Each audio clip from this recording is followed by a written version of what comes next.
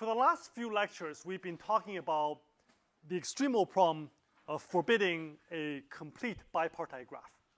Right? So today I want to move beyond the complete bipartite graph and look at other sparser bipartite graphs.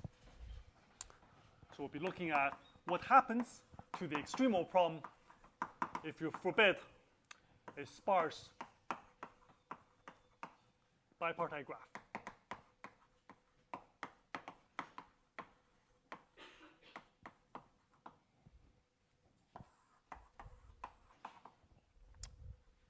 Recall the Kováry-Schulz-Turon theorem, which tells you that the extremal number for KSTs is upper bounded by something on the order of n to the 2 minus 1 over s. So if I give you some bipartite H, we know that because it's a bipartite graph, it is always contained in some KST for some values of s and t. So you already automatically have an upper bound on the extremal number for this H from the Kováry-Schulz-Turon theorem.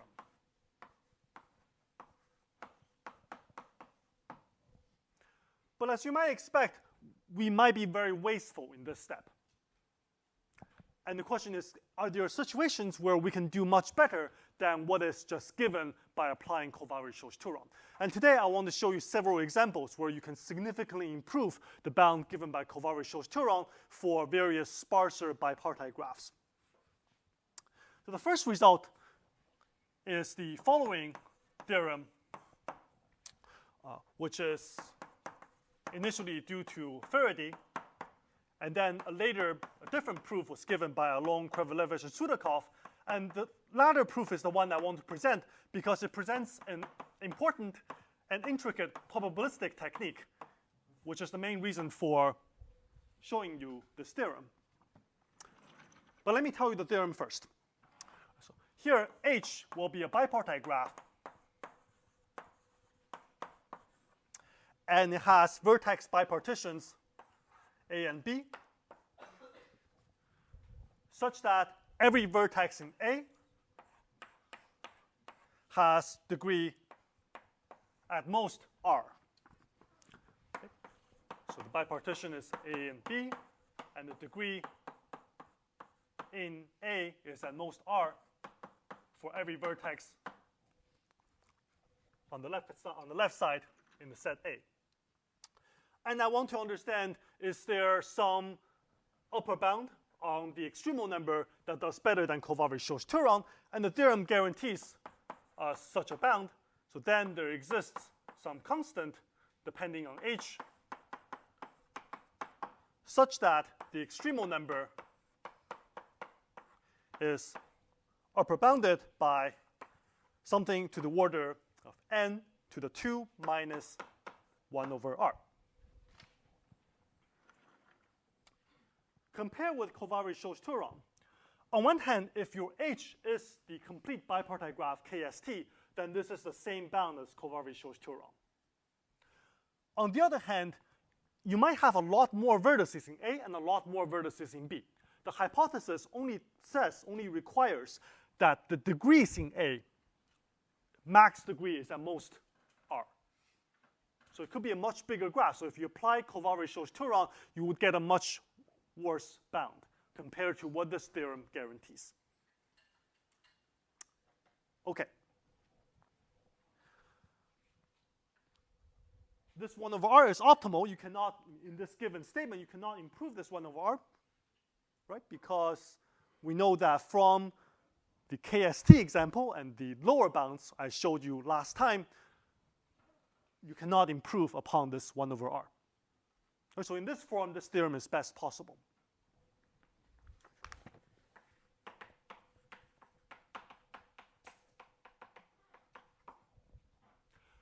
All right.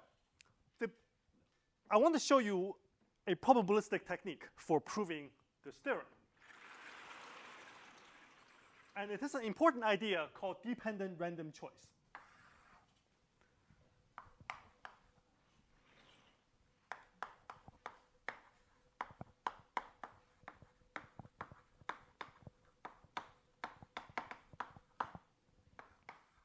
Okay, so let me first give you an informal interpretation of what's going on. So the idea is that if you have a graph G with many edges, then inside G, I can find a large subset of vertices, U, such that all small subsets of vertices in U have many common neighbors.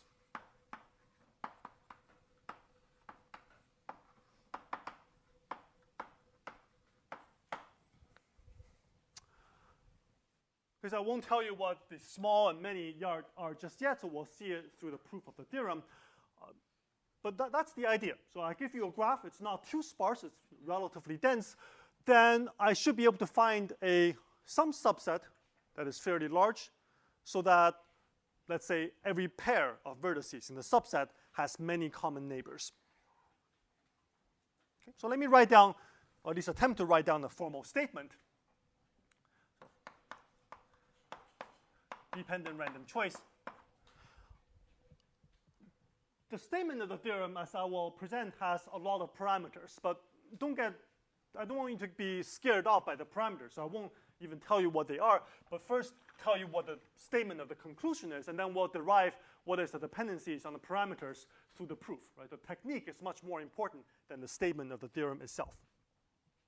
Right, so I'll leave some space here. The conclusion is that every graph with n vertices and at least alpha n squared over 2 edges contains a subset U of vertices. U is not too small, so U, the size of U is at least little u. And such that for every subset S of U with R elements, the set S has at least M common neighbors.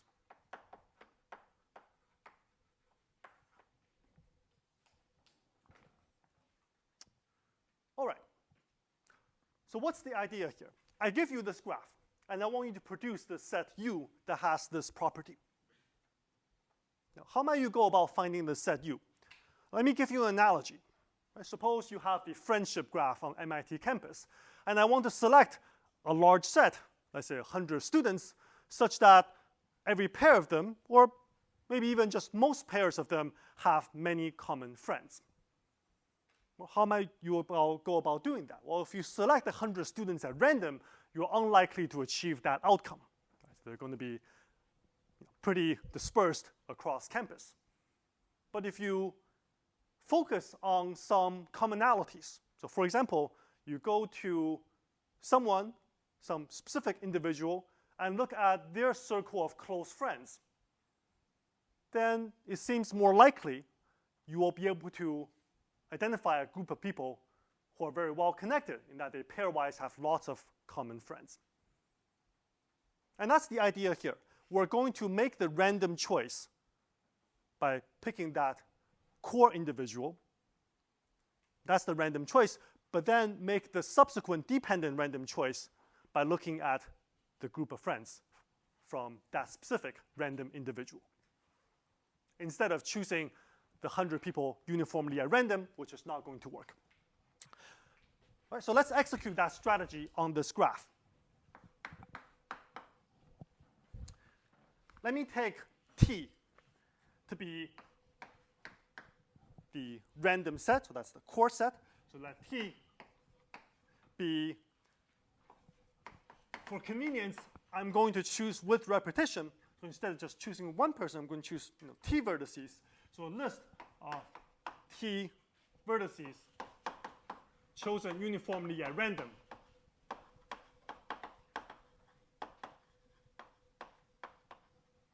from the vertex set. Okay, so G is going to be my graph. Okay, so this graph is G. And what we are going to do is look at the set A, which is the set of common neighbors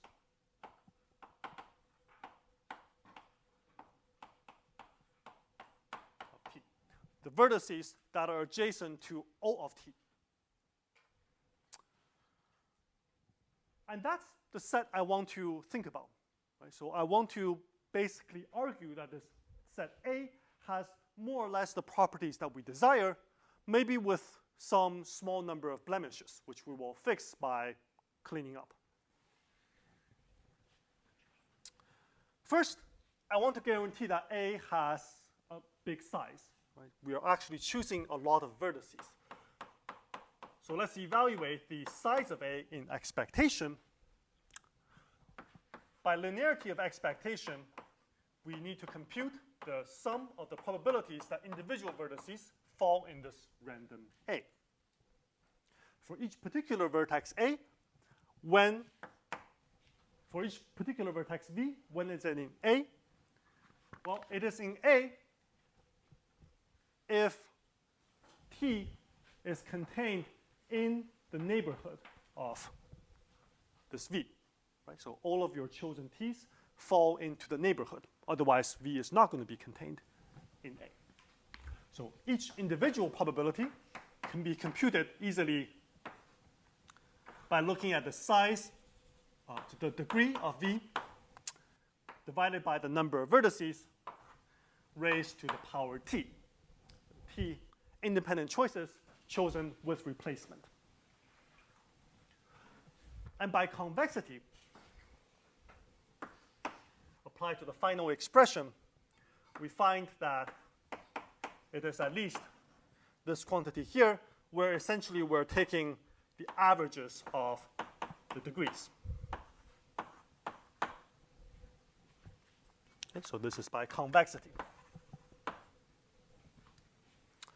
And finally, the graph has at least that many edges, so the final quantity there is at least n alpha to the T. Yes, question? In our original list, we're allowed to have repeated vertices. Yes, question is, in our original list, are we allowed to have repeated vertices? Yes, so it's a list, and we're choosing every element independently at random, allowing repetition. Yeah, so it's sometimes called choosing with replacement. You choose a T, you throw it back, you choose another one.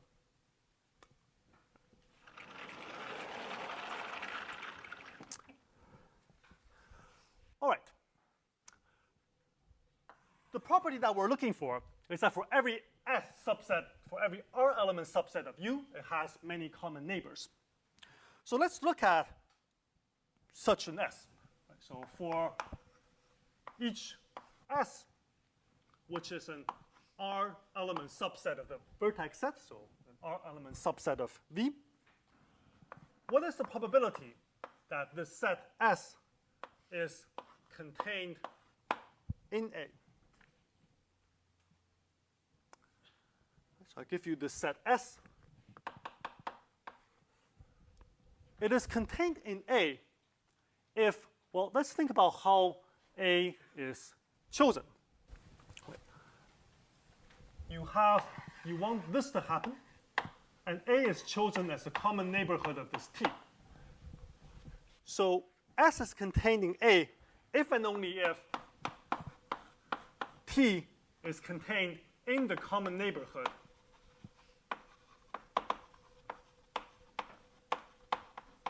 of S. Okay, so X is fixed for now. T is random. So we draw the elements of T independently, uniformly at random. Therefore, this probability is equal to the number of common neighbors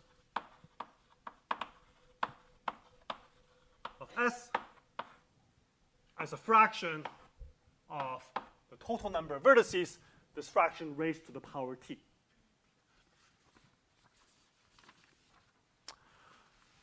We want all S subsets of A, all R element subsets of this A, to have at least m common neighbors. But maybe we cannot get that. So let's figure out how many bad S's are there. How many S's do not satisfy this condition here. So let's call such a set S bad if it has fewer than m common neighbors.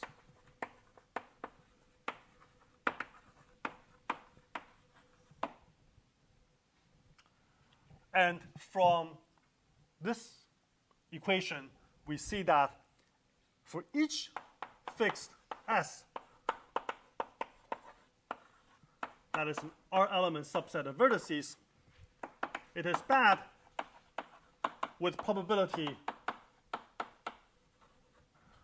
Well, it is bad if it has few common neighbors. But if it has few common neighbors, then this probability is small. So it is bad with probability strictly less than m over n raised to the power t.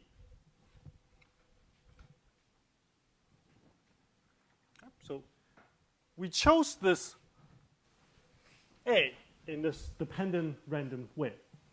And basically, we want that all subsets, all R element subsets have many common neighbors. But maybe we cannot get that at the first try. But we only have a small number of blemishes. So we can fix those blemishes by getting rid of the possible bad R subsets. And that's fine to do as long as there are not too many of them. And indeed, because each S is bad with small probability, the expected number of bad R element subsets of A is at most, well, I look over all possible R element subsets of vertices. Each one of them is bad with this probability here. So we have that bound. And the point now is that if this number is significantly smaller than the expected size of A, then I can clean up all the bad subsets by plucking out one vertex from each bad subset. So indeed, that is the case because the expectation of the size of A minus, so let me call this quantity here star. So the size of A minus star by what we have shown is at least n alpha to the t minus the quantity just now. And I want this number to be somewhat large. And now let me put that as the hypothesis of the theorem. So dependent random choice. So let U, N, R, M, T be positive integers, alpha positive real. And suppose n alpha to the t minus n choose r, m over n to the t is at least w. Okay. All right. That's where that inequality comes from. So if this is at least w, then what we can do is delete one vertex from each bad subset. Okay. So each bad subset S. And after deleting, A then becomes some smaller set A prime with at least U elements in expectation. But then there exists, So U elements. Or let me put it this way. We know that this is true in expectation. So thus, there exists some t such that that inequality is true without the expectation. Okay, so there exists some t such that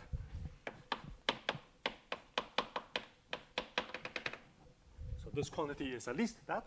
So now to delete a vertex from each bad subset, we obtain this A prime with at least U elements, and we have gotten rid of all the possible bad subsets. So no bad R element subsets. And that finishes off the proof of dependent random choice. Just to recap, the idea is that if you have a dense enough graph, then I want to find, then the conclusion is that you can find a fairly large subset of vertices so that every small subset, so every pair, every R element, have many common neighbors. And the way you do this, instead of choosing your set at random, which is not going to work, you choose a small set of anchors. T, you think of that as the anchors.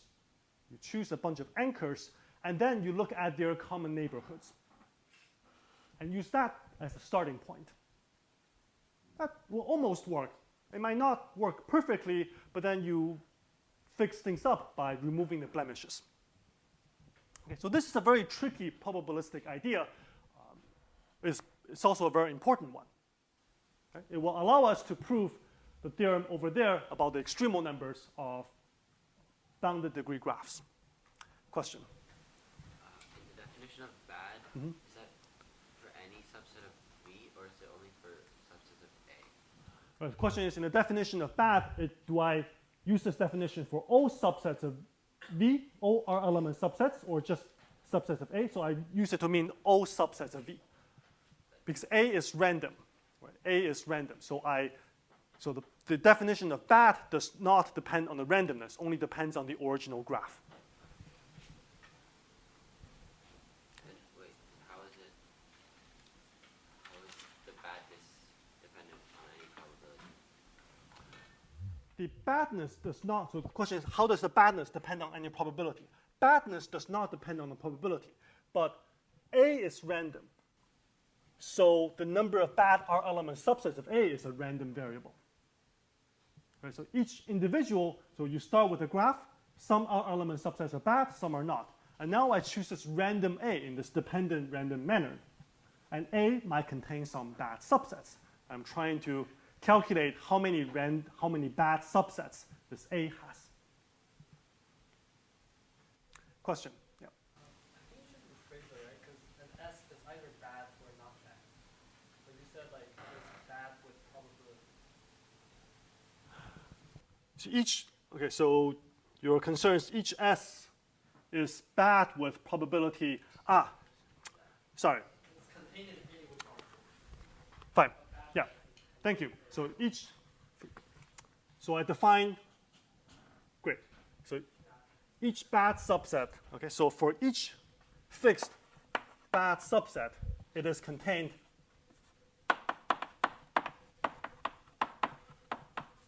in A with probability. Okay, thank you. So this is, I hope this makes it clear. So the probability of the property of being bad is not random, but it being contained in A is random. Question? Can you explain again why S of A is a subset of Okay, so question is, why is this true? Right, so why are these two events the same? And you kind of have to steer the definition a bit. Right? So T is chosen as the common neighborhoods. So you choose T at random, and you choose A to be the common neighborhood of T. And so how do you characterize subsets of A? Well, if every element is connected to all of T. Okay, let's think about it. Any more questions? Yes? When we use this power, usually use T. we pick t at random. T is uniform. So the question is, how are we picking t? T is uniform at random. Great. So question is, how do we pick the little t in the theorem statement? It depends on the application. It is a little bit weird because in the statement of the theorem, the little t shows up in the inequality but not in the conclusion. So you think of t as an auxiliary parameter. So the little t comes up in the proof but not really in the conclusion. Okay. Any more questions? Great. It's a tricky lemma. It's a tricky idea. So now let me use it to prove the statement over there. And here it's not so hard. So it's mostly an application of this dependent random choice lemma. So for all h as in the theorem, so let me prove this lemma. So for all h as in the theorem, there exists a constant c such that every graph with at least c n to the 2 minus 1 over r edges contains a vertex u with, so vertex subset u with the size of u equal to b. So b comes from the vertex bipartition of h. It's a constant, such that every r element subset in B has, so every r element subset in U has lots of common neighbors. Has at least another constant, which is the number of vertices in H, that many common neighbors. Because as you see, it's a direct corollary of the dependent random choice lemma by setting in the right parameters. And indeed, by the dependent random choice lemma, where we choose this t, this auxiliary variable t in the dependent random choice lemma to equal to r. So it suffices to check that there exists a c such that, well, plug it into that expression, that inequality up there. So n 2c n to the minus 1 over r raised to the power r minus n choose r, and then this expression here. Okay, so I'm just plugging in the various graph parameters into the dependent random choice statement. And I want to show that you can find a constant c such that this inequality is true.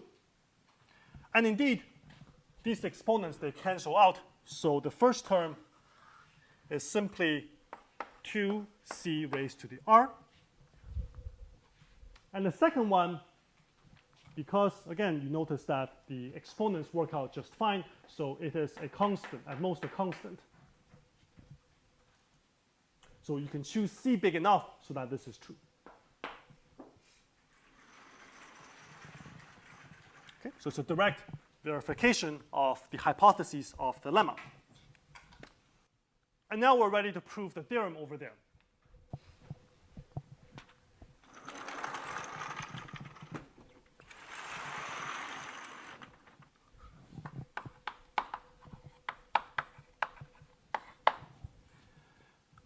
The idea is, yes, question. Sorry, how do you have size a plus b common neighbors? Isn't that like the entire graph? Or am I misunderstanding? Yeah, so the question is, how do you have size of a plus b common neighbors? So h is fixed, and a and b are constants. A plus b is the size of the number of vertices of h. That's a constant. Oh, sorry, not at all. Okay. So yeah, I'm talking about common neighbors not in H, but in the big graph G as n vertices. Okay. Great. Now I like questions. So it's tricky. It's a tricky argument. So please do ask questions if you're confused. And there are times when I may not have explained it very well, so please do ask questions. So let's prove the theorem. And now we're almost there. The idea is that we embed the vertices of B into the big graph G one by one. So first embed B into the vertices of G using U from the lemma. So the lemma that we just stated. And I claim that once you have done that, so the vertices of B,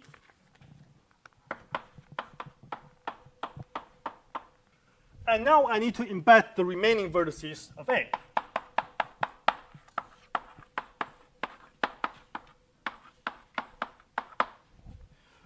And I can do this one by one. Because if I need to embed some vertex of A has at most R neighbors to B. But I've embedded B in such a way that they have a lot of common neighbors inside G.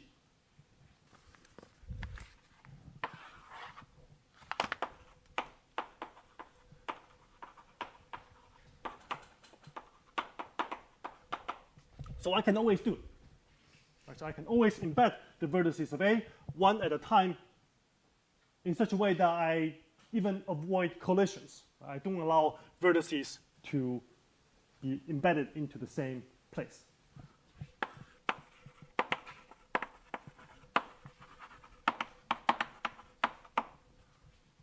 And this is all using that B, the embedding of B, which is U, has many common neighbors in G. So once you put that in, and the rest, you just make one choice at a time. And you need to embed a second vertex. Well, you can find somewhere in their common neighborhood that allows you to do it. So you embed the vertices one at a time, and then you finish embedding the whole graph. Any questions? Okay, it's a tricky argument. So let's take a break, and I want you to think about it. Okay, any questions?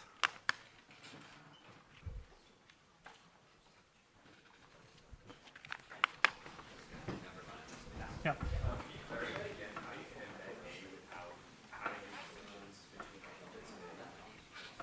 All right, so the question is, how do you embed A without having any collisions? So I put in the vertices of B so that every R of them have many neighbors. And now I want to try to embed the vertices of A one by one in any order.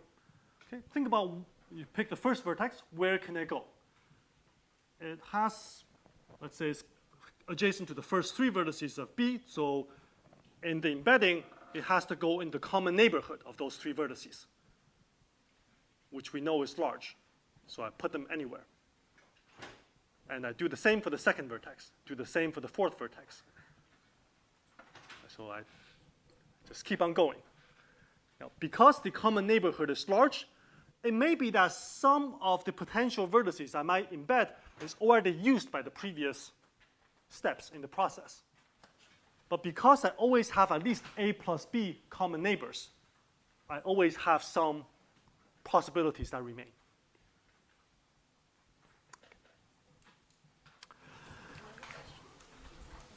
Yes, question? So not like before the lemma, like the last line of that proof to the theorem, like delete the vertex from each bad subset Yep. as, and then to make that no bad R element subset. Why can't we just like by removing the points and get rid of all the bad? The question is, how does this bad subset deletion work? Right, so you have this A, which is fairly large, and you know that there exists some instance, there's some instance of this randomness that produces for you a situation where A has very few bad R subsets. So then I take A and I delete from A one vertex in each bad subset. I haven't changed the size of A very much. Right? A is still quite large after this deletion, but now A has no bad subsets remaining because I've gotten rid of one vertex from each one, from each bad subset.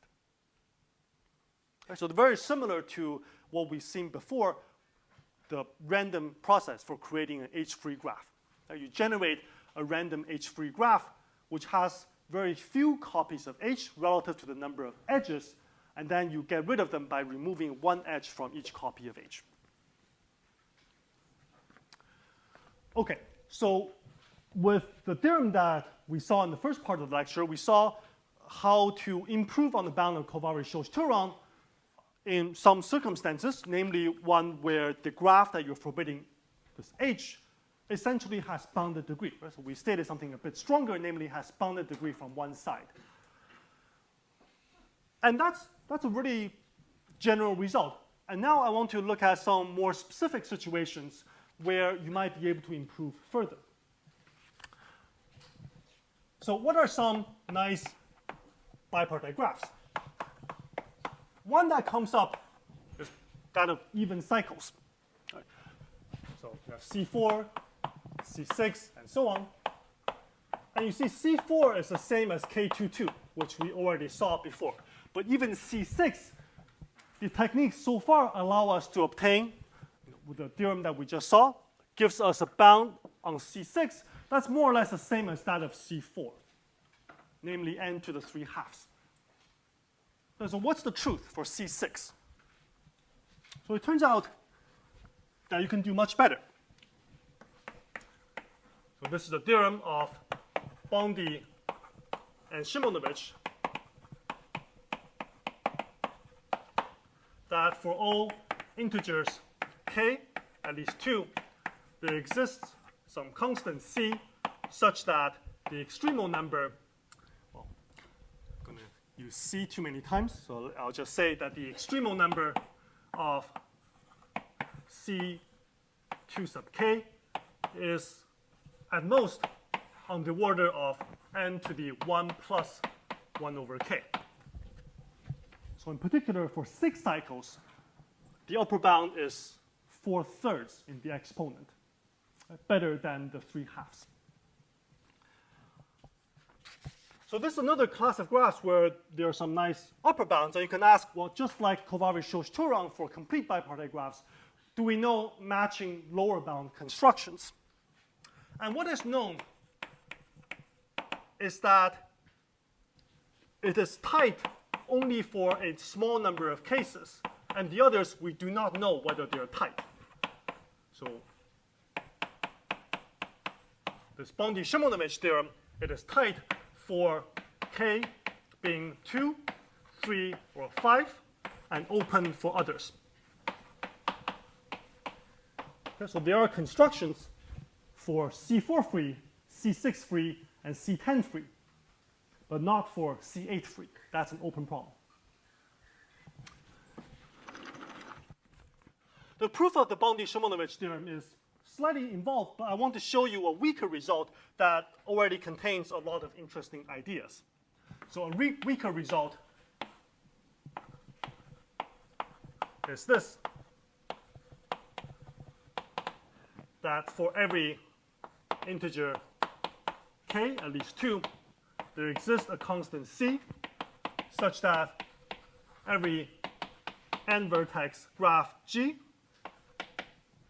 with at least c, so this the correct the same order of number of edges. Okay, so we know from Bondy-Szymonovich it contains an even cycle of length exactly 2k. Okay, so we'll show something slightly weaker that contains an even cycle of length at most 2k.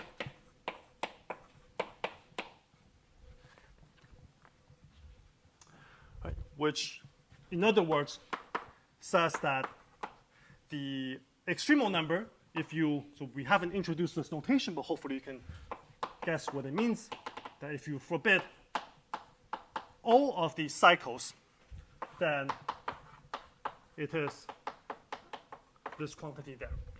Okay, so we'll show this weaker result. All right. So let's do it. First, I want to show you a couple of easy preparatory lemmas. So first, so every graph G contains a subgraph with min degree at least half of the average degree of G. So you have a graph G. It has large average degree, has lots of edges, but maybe there are some small degree vertices. And it will be useful to know that the minimum degree is actually quite large as well. So it turns out by passing to a subgraph, you can guarantee that. Okay. How do you think we might prove this? I give you a graph. I know it has lots of edges, but maybe some vertices of small degree. Yep. Okay, so you suggest dependent random choice. That's a heavy hammer for such a simple statement.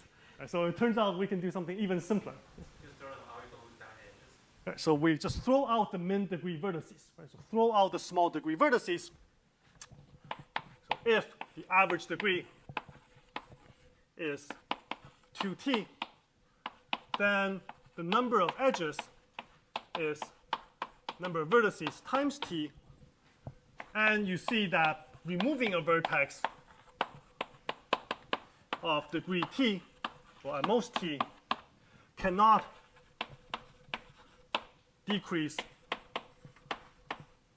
average degree. So I have this process where I remove vertices that are less than half of average degree, and the average degree never goes down. So I keep on doing this. Average degree stays the same, or it can go up, but it never goes down. And when I stop, I don't have any more small degree vertices to get rid of. Actually, why does this process even terminate? Maybe we end up with the empty graph, which is not so useful. Yes? You said the average degree is non-decreasing, but how do I know the graph has at least some number of vertices when I stop? Yes?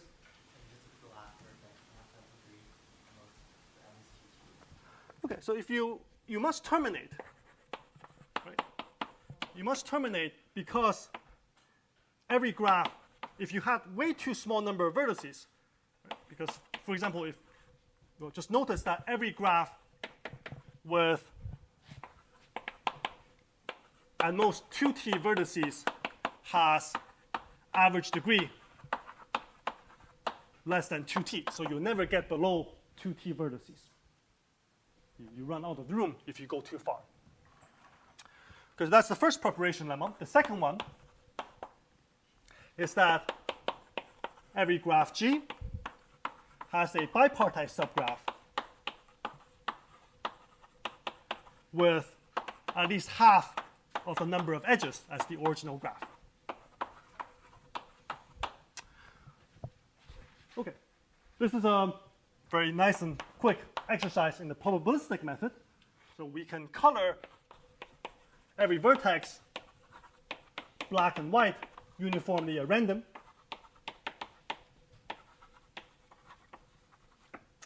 And the expected number of black to white edges is exactly half of the original number of edges by linearity of expectations. So there's some instance with at least that many black-white edges, and that's a bipartite subgraph. Okay, so now we can prove the theorem about even cycles, the weaker theorem at least.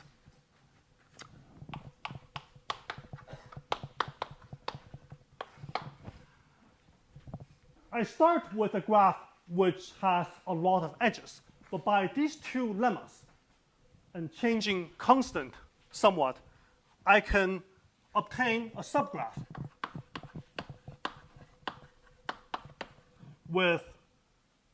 that's bipartite and has min degree quite large. So I lose almost a constant factor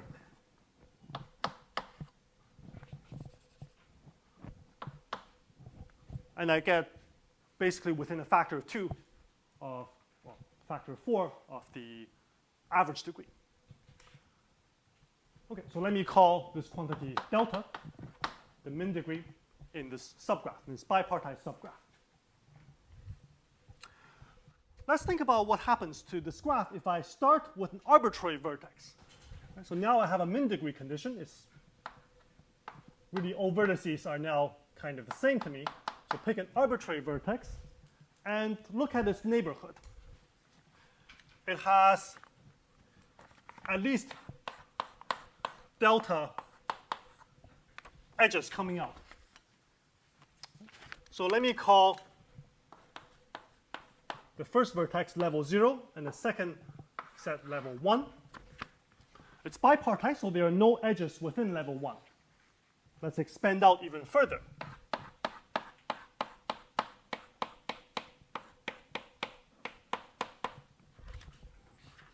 Okay, can there be some collisions where two of these edges go to the same vertex? Well, if there were, then I find the C4. So if I assume, so let's assume that there's no C4, C6, and so on, C2K for contradiction. So because there's no C4, all the endpoints of these paths of length 2 are distinct in level 2. And you keep going, right? You keep expanding further, and so on.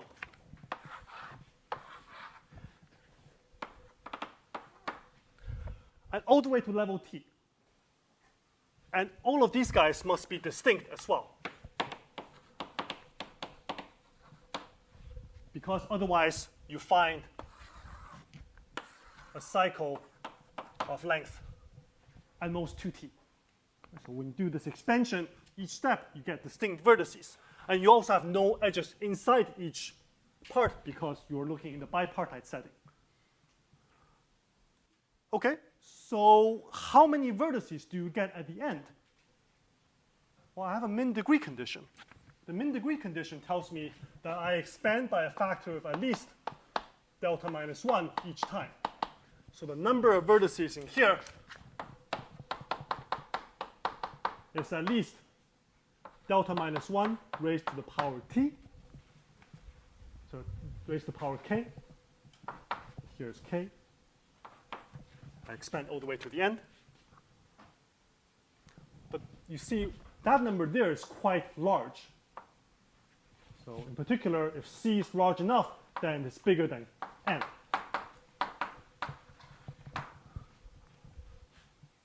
And that would be a contradiction, because you only had n vertices in the graph to begin with.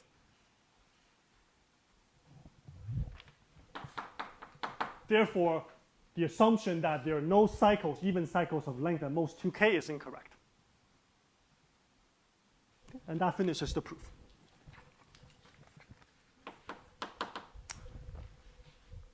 Any questions? Yep. Are the ideas for the full Bundy-Simonovich theorem similar? So the question has to do with, in the original, in the full Bundy-Simonovich theorem, so what do we need to do? Are they similar? So certainly you want to do something like this. But then you also want to think about if you do have short cycles, how can you bypass them? So there's a more careful analysis of what happens with shorter cycles. And we will not get into that. Any more questions? All right. So the first theorem that we did in today's lecture has to do with what. One question. Yep. So why are all the vertices distinct for level k, or that just defines that? Okay. So the question is, why are the vertices distinct for level k? So at level k, if you had some collapse, then it came from two different paths, therefore forming a C2k. Okay.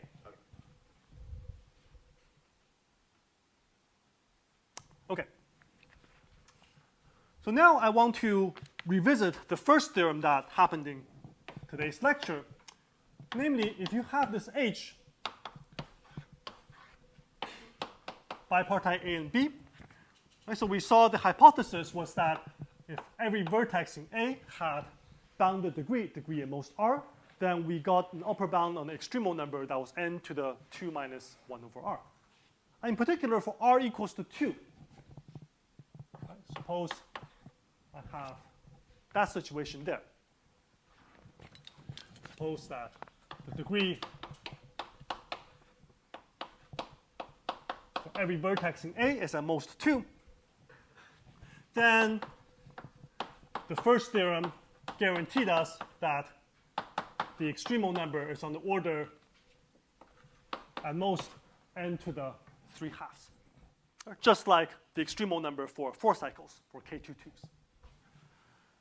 And of course, this statement is tight in the sense that if I change this 3 halves to any smaller number, then, well, just taking h to be K22 violates it. So I cannot replace, in this generality, 3 halves by any smaller number, because we know that the extremal number for K22 is this order. But is that the only obstruction? Right? So if h is not K22, well, you can make some sillier examples too by taking K22 and add some more edges. So let's forbid h from having a K22 subgraph. Can you do better now? So in this case, can you improve for the specific h that exponent? And we already saw one case where you can do this, right? So namely, in Bondi-Simonovich theorem, for cycles,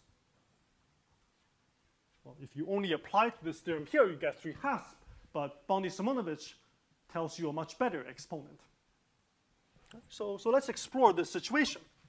And it turns out, in a very recent theorem that was only proved in the last couple of years by David Conlon and Junkyung Lee, they showed that for every h as above, there exists constants little c and big C such that the extremal number of h is upper bounded by something where I can decrease 3 halves to some even smaller number.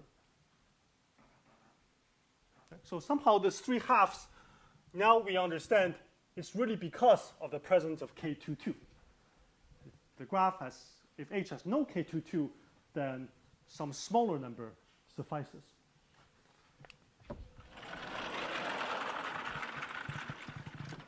And I want to use the rest of today to explain how to prove that theorem there. Yes, question? This C is not independent of H. That's right. So the question is, okay, is C independent of H? So C depends on H. So C, they're dependent on H.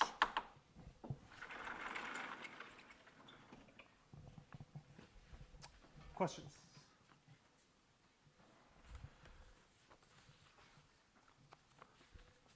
Let me put this question in a slightly different formulation that is also equivalent. So in graph theory, there is a notion of a subdivision. And in particular, a one subdivision of graph H is this operation where you start with a graph, let's say this graph here, and you add a vertex to the middle of every edge of this graph.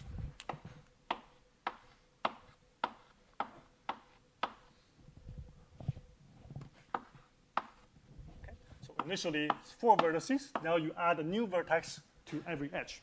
So you subdivide every edge into a path of 2 edges. That's called a subdivision. So for today's lecture, let me denote subdivisions by a prime. In particular, if this is K4, then I will denote this graph here K4 prime. So for example, K3 prime, so that's a triangle subdivided, well, that's a C6, 6 cycle.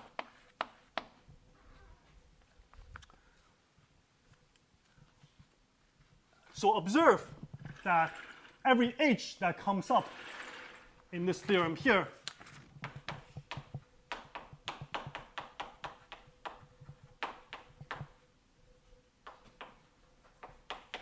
is a subgraph of some subdivision, some one subdivision of a clique.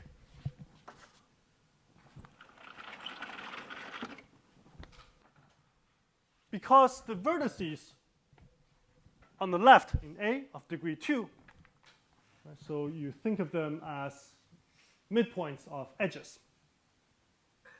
But because you are K22 free, if you collapse those paths of length 2 to single edges, you do not end up with parallel edges. So it is the subgraph of this one subdivision of some graph, which then you can complete to a clique.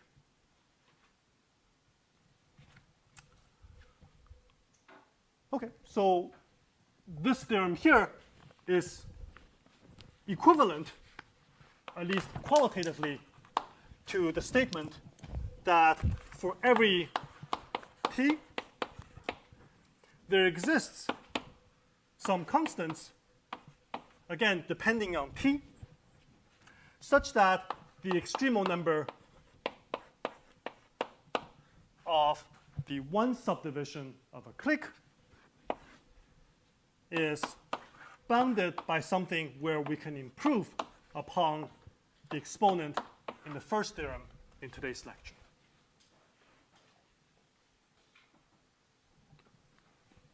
Okay, so that theorem there, so these two theorems are equivalent because of this remark. Okay, any questions so far about the statements? Yep.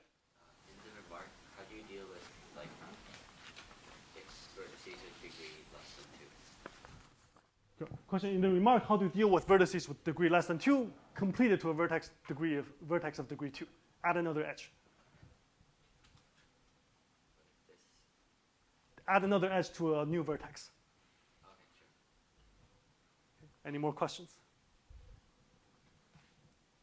All right. So the proof I want to show you is due to Oliver Yenser. And for this clique subdivision theorem. And this proof produces the C sub t equals to 1 over 4t minus 6. So if you plug in t equals to 3, you find that the exponent here is actually tight for the 6th cycle.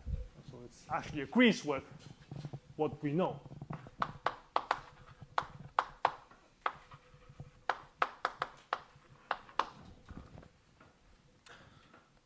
Okay. So I want to show you some of the main ideas from this proof. Just like the proof that we saw for the cycles, even cycles theorem, it will be helpful to start with some preparation. You start with a graph that, even though it has lots of edges, may have lots of vertices with high degree, lots of vertices with low degree. It's nice to clean it up somewhat. And so let me state a preparatory lemma, which we will not prove, but it's of a similar nature to this very easy lemma that we saw earlier, but with a bit more work. I think there, if this large C representation there should be replaced by CT large. Okay. Originally, I put a C over here, but now it's okay. So there exists a CT. Okay. So the preparation is that we're going to pass to a large, almost regular subgraph.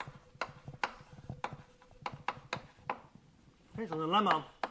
Okay, so don't worry too much about the details, and I'll tell you what the idea is. So for every alpha, there exists constants beta and k, such that for every c and n sufficiently large,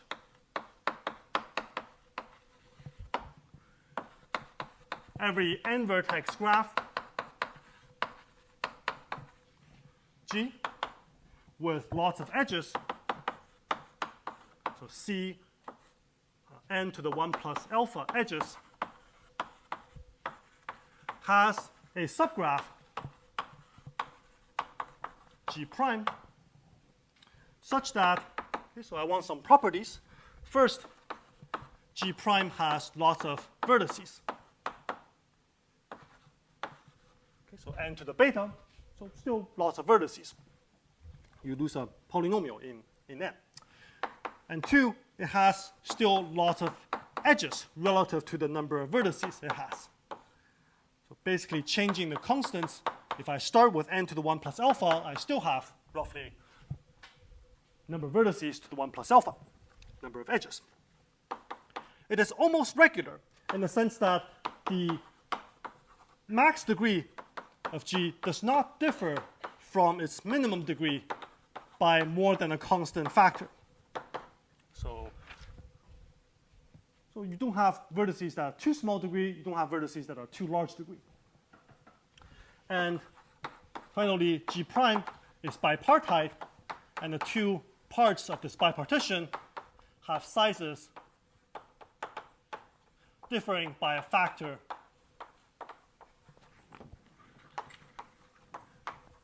at most 2.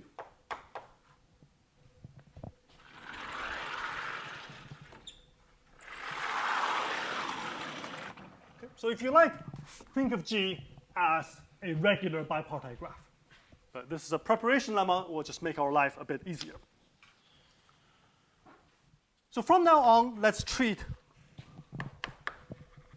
T as a constant in our asymptotic notation to simplify the notation.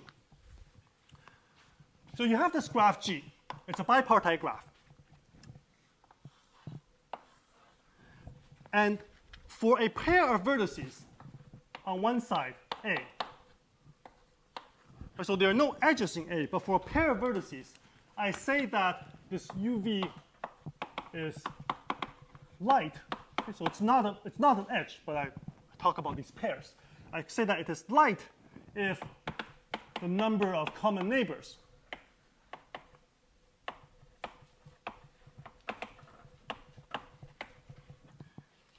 between of U and V is at least 1 and less than T choose 2.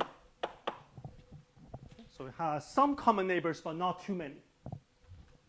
And then we say that this pair is heavy if the number of common neighbors is at least T choose 2. Okay, so if a pair UV has some common neighbors, then it's either light or heavy.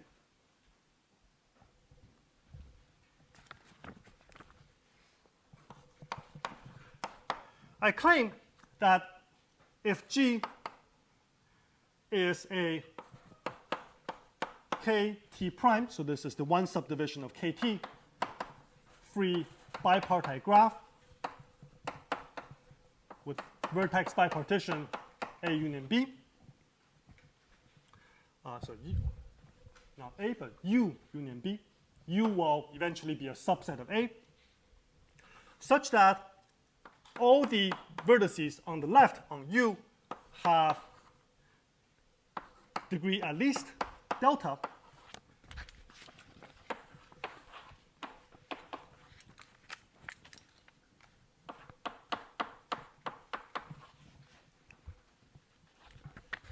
And U is not too small.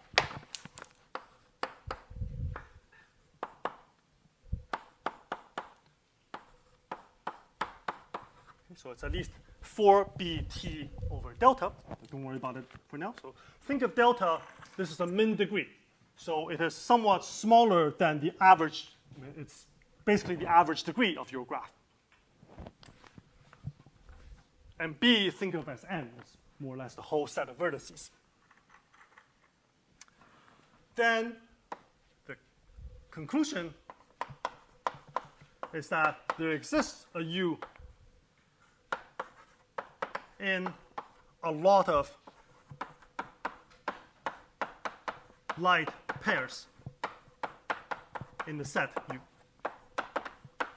There exists a vertex in many light pairs.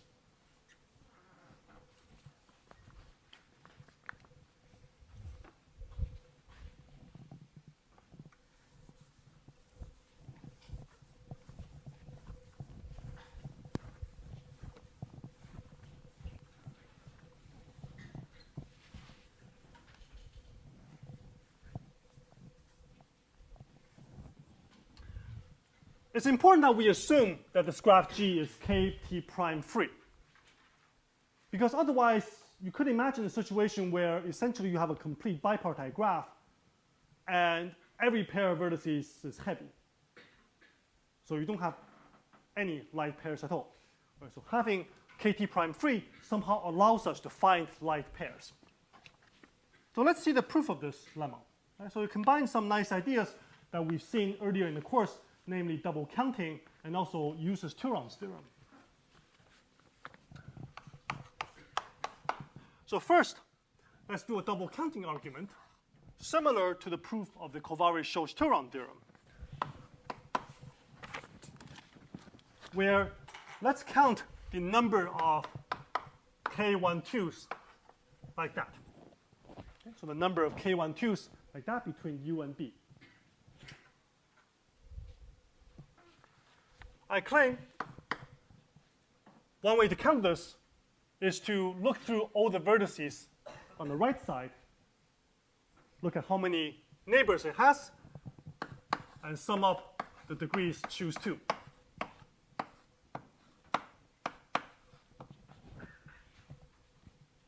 Okay? Yep. So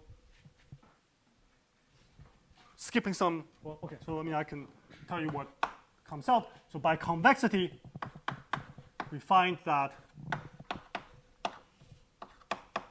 it is at least this quantity here. And then assuming the minimum degree condition, we find that this quantity is quite large.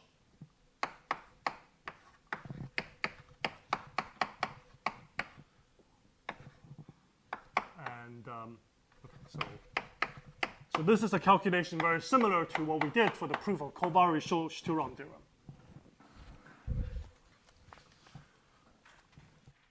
The low degree vertices in B do not contribute much to this sum. So this sum is large and sums over all vertices in B, but the low degree vertices in B, they contribute very little.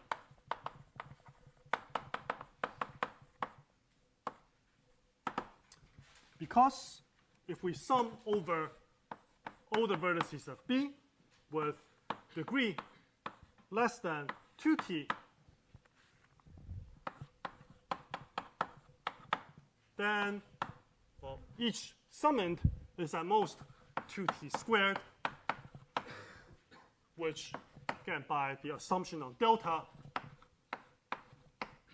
is less than half of the total sum. So the low degree vertices of B do not contribute very much to the sum. So let's look at the higher degree vertices. So the higher degree vertices, they contribute a substantial chunk.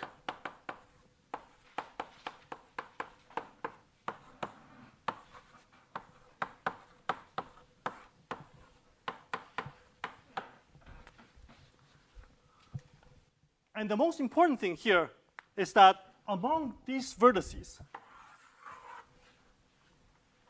there are no t mutually heavy.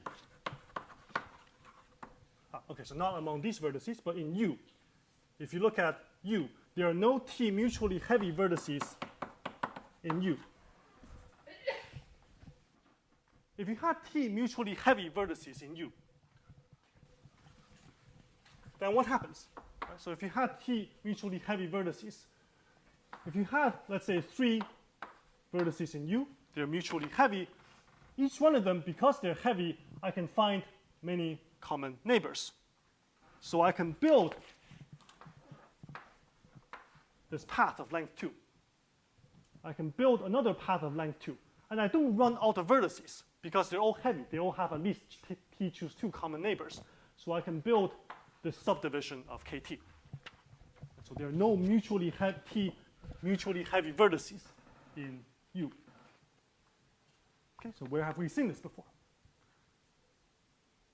So you have, think about the neighborhood of a vertex in B. Because it's inside a neighborhood, all the pairs are either heavy or light. And there are no T mutually heavy vertices.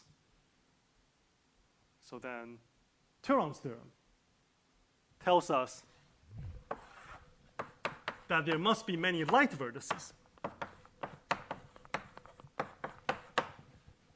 That there are many light vertices in this neighborhood. So the number of light pairs in the neighborhood of this V, if has at least T neighbors, or else you run out of room,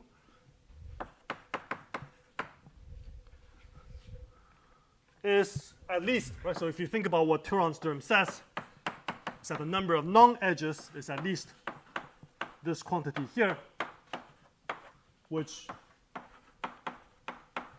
is at least the degree of B squared, degree of B. Right, so Turon's theorem tells us that there cannot be so many heavy pairs inside the neighborhood of a vertex in B, so there must be many light pairs. And now we sum over O vertices in B. We obtain that U has a lot of light pairs. We might have overcounted a little bit, right? Because each light pair is overcounted actually only by a bounded number of times because it's light.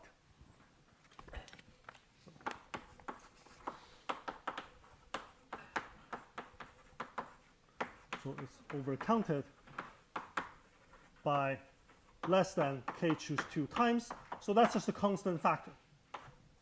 And we're okay with that.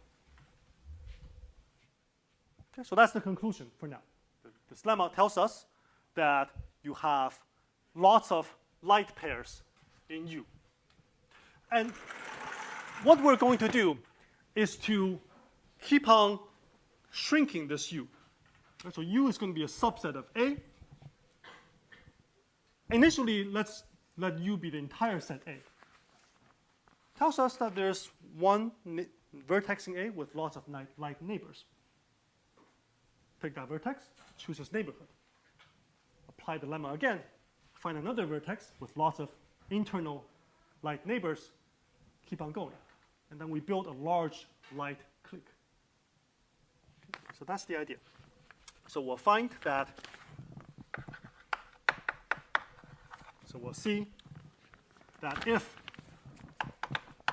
this delta is bigger than basically the quantity claimed in the theorem, so t minus 2 over 2t minus 3, and sufficiently large C,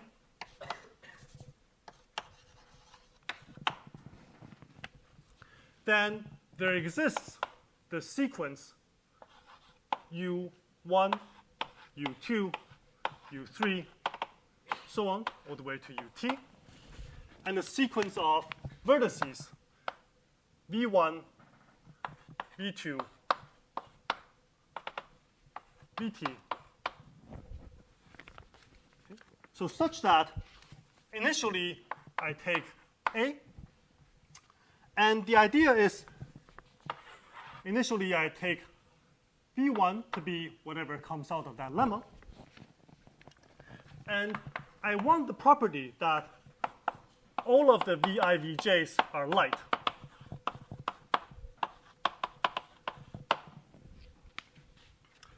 And 2 is that no 3 of these V's have a common neighbor.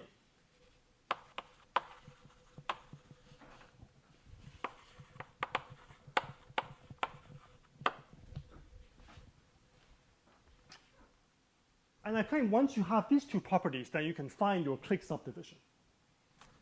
You find these T light vertices. Okay, so if you have V1, V2, V3, V4, you have these light vertices, and I can build a clique subdivision from these light vertices. Because they're light, they have at least one common neighbor for each pair. And just keep building them. Right? So I build these common neighbors. Well, you should be somewhat worried that I end up using the same vertex twice. But of course, that should not be a worry if I guarantee that no 3 of them have a common neighbor, that they cannot collapse. Right? You cannot have 2 vertices end up being the same, otherwise I would violate property B. So these two properties alone allow you to build a KT subdivision. But how do we find the sequence? Well, so we build it iteratively using that lemma. You start with one vertex guaranteed by that lemma. You look at its neighborhood. You pick another vertex guaranteed by the lemma. You look at its neighborhood. And so on. And you build the sequence of light clique. Yeah. When you say neighborhood here, it's the light neighborhood. Yeah, so we're not in the graph anymore. So everything's inside A. Everything is inside A. Okay, so let me finish off the list of properties, and we're almost there. Third property I want is that when I do this operation, I do not reduce my space of possibilities by too much. Namely, that the size of U does not go down too substantially.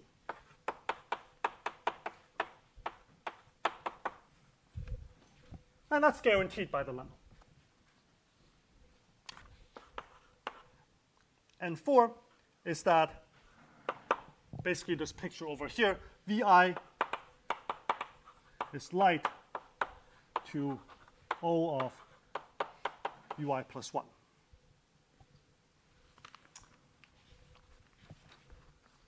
Okay. So I claim that you can find this sequence satisfying these properties. And the reason is that you repeatedly apply the lemma.